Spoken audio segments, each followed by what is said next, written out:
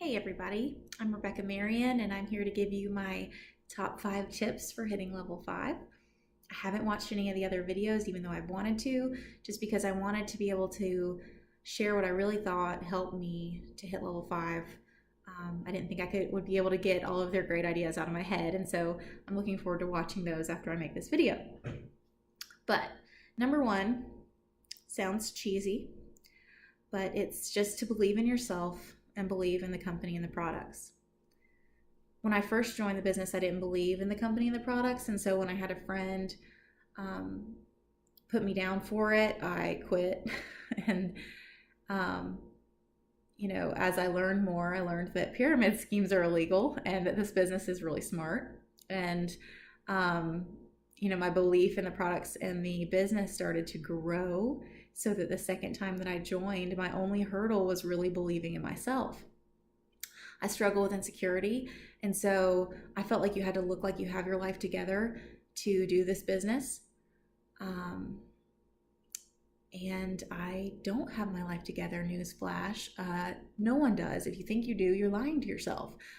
Everybody's life is complicated, and people still have to brush their teeth in the morning. I'm not inferior to anybody. And I think, knowing that and really choosing to just believe that it was possible for me to be successful was something that I had to practice and grow in. And so your belief has a sound, and if you don't believe in the products or the business or yourself, people know that. People sense it, even if you're not saying it deliberately. If you're not excited about something, people can tell, and they're not going to be excited about it. So for me, it has been helpful to practice talking about the business and the products. I've actually had to write down just statistics and things, and when I'm in the car driving, I practice talking about them, which sounds so lame, but it's helpful. So the fact that we're going to be hanging out with Andy Cohen and Mario Lopez and Meghan Trainor in a few weeks in Vegas, I actually talked about that to myself, and I was like, that's really exciting and it's gonna be fun. So that when I have an opportunity to talk to someone or someone brings up the business, I'm gonna have something exciting to share. We're the fastest growing skincare company in the country, and we have been for the past 6 years. That's a big deal. And so if you struggle with insecurities or belief in the products in the business, practice talking about it so that when you have an opportunity, your excitement can show through, and you don't cave in and think, what should I say about this? Oh, I don't know. Somebody just canceled their PC Perks account. I'm so sad. This business is hard. Those are the things that you want to be coming into your head when you're trying to think of something to say. So, anyway, that was kind of a long first point, but I hope it's helpful. 2, put your head down, be consistent in activity, write down your goals, and plan a time to work. This probably doesn't sound practical, but if you have a busy lifestyle, and who doesn't, you have to plan time to work. When I joined the second time around, I did not play on Pulse. I really didn't know how to use Pulse for a long time in the business. I didn't watch a lot of training videos. The only ones I watched were Sarah Robbins talking about how to handle objections, just because the first time I had a big objection and I wish that I had been prepared, so I watched those. But all I did, I was coachable. I did exactly what Mandy told me to do, and it was hard. She was like, make a list of 200 people, make out your dream team list, send out messages to all those people. And I really wanted my messages to sound genuine for me, so I was working my butt off to do those things. And she was like, let's have some events next weekend. And I was like, okay. But I just didn't even think about it. I just did it. I looked at my calendar, planned the events, started making out the list, and started checking them off. You have to just put your head down and do the work. If you start playing around in training videos for your first week, you're not going to make any money. You're going to get discouraged and then think, this doesn't work, and send your kit back. And you're missing out on something amazing. So do work, plan time to work. Sometimes it seems like it wastes time to plan time to work, but if you don't plan out time to work, then you're going to waste time. So, got to do it. Number 3, don't compare yourself. Catch yourself when you're starting to compare and have another thought. you can take your thoughts captive and choose not to compare yourself to others. I'm sure other consultants talked about that because it's just something that we do. We size ourselves up to other people and feel inferior all the time, but we're not inferior to anyone else. And I'd like to read you a verse.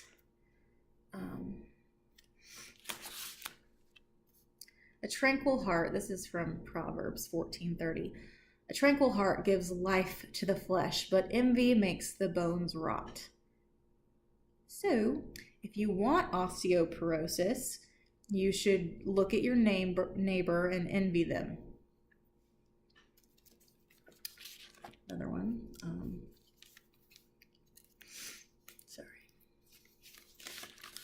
Also, James 3:16 says, "For where jealousy and selfish ambition exist, there will be disorder in every vile practice."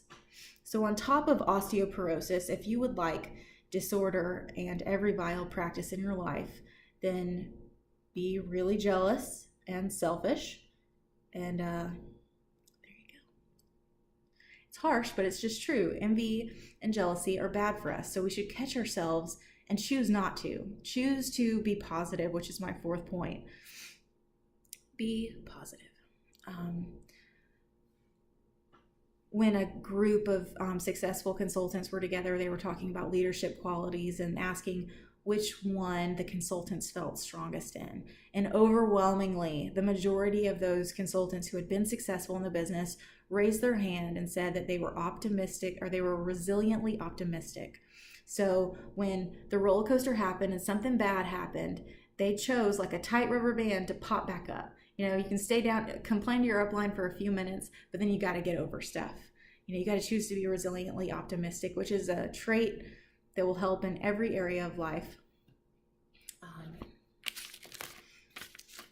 1 Thessalonians 5:16 through 18 say, "Rejoice always, pray without ceasing, give thanks in all circumstances, for this is the will of God in Jesus Christ for you." We are called as people to rejoice always and give thanks in every circumstance. And so, you know, get it off your chest and choose to see the good. Find the silver lining and keep going. You got to do it. Number 5 is something I don't know if people talk about a ton, but it's just having good communication with your husband, or, you know, I want to be sensitive to the people I'm sure there are single moms or people who are even going through divorces, and my heart goes out to you. I know you're working so hard to take care of your family, and but in the future with a relationship, an RNF fight might come about. And I know that's happened in my household, where the dishes weren't done and then you're on your phone and they feel like you're playing on Facebook and feel neglected. And I just wanted to share what's kind of helped with us. We've just had to learn to communicate. I ask a lot of times if I get a message about something that I want to respond to, and my husband's around, I just let him know what's going on and ask if he minds if I just take a minute to do that. And he feels respected by me asking, is like, oh yeah, go for it. And then his expectations for the next few minutes are that I'm going to be on my phone and he's going to do whatever, you know. And likewise, on him, I've had to really share that I want him, if I'm on my phone or on my computer, I want him to communicate with me if he's frustrated about it right away, instead of bottling it up and then later blowing up and be like, well, you know, like, I've been here and you've just been ignoring me forever. And so he's learned to just say like, hey, like, I'd love for you to just be present in the moment. Like, or is what you're doing important, or can you do it later? And so then I can say, oh, well, this actually is really urgent. I'm trying to get this post done. It's just going to take another minute. Is that okay? You know? So we've just learned to be sensitive to each other and communicate well. Also, along that lines, you want your husband to know why the business, or your significant other or whoever, you want them to know why the business is important to you and what you're working towards, so that so they can be on board, so they can actually be excited when you have something that you need to take care of, or it's something that you're trying to do, so they can be on board with you. So I just want to challenge you in those things, to communicate well, believe in yourself in the business, practice that belief. put your head down, be consistent in activity, don't compare yourselves, and be positive. And I'm praying just blessings over our team, that God would give us favor. And thank you guys for listening. I hope this has been helpful, and I'll talk to you later. I'm horrible at stopping these things.